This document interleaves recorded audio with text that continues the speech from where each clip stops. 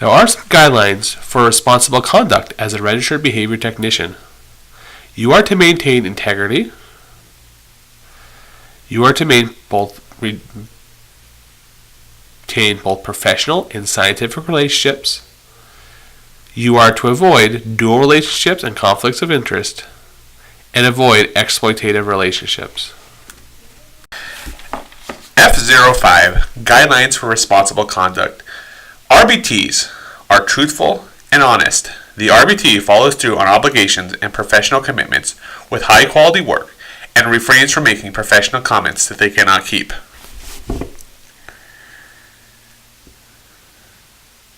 Basically, don't overpromise.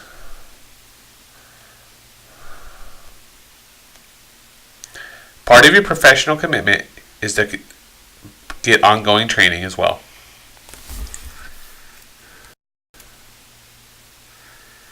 Professional and scientific relationships. We will use language that is fully understandable to the patient's parents.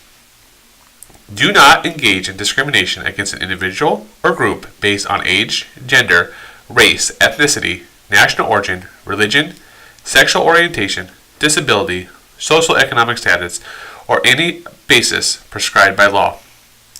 Do not knowingly engage in behavior that is harassing or demeaning to persons with whom they interact with at work, based on factors such as those previously listed. Recognize that personal problems and conflicts may interfere with your effectiveness. Try to refrain from providing services when your personal circumstances may compromise delivering services to the best of your ability. As an RBT, to maintain patient dignity, you will avoid dual relationships and conflict of interest. In many communities and situations, it may not be feasible or reasonable for an RBT to avoid all social or non-professional contacts with persons such as patients.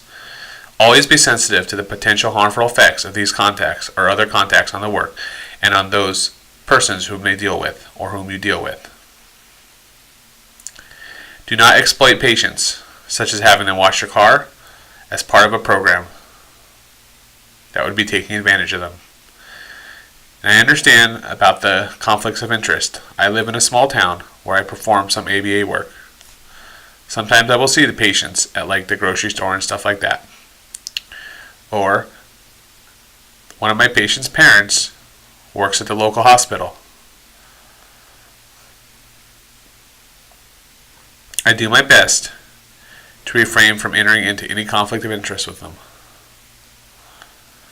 When I go to the hospital, I do not talk to the parent about the patient. Finally, we're going to maintain confidentiality. Only talk about patients in a professional manner. Do not discuss patients within another patient's home or with another patient's parents. This is true even if they know each other. Do not use identifying information or on correspondence that may be read by others. Use initials when we're doing like stuff like emails or text messages or talking about the patient where others might hear. Only discuss patients with the team. If you see family outside of intervention time, let them approach you first. By doing this, and all the prescribed above, the RBT will maintain patient dignity.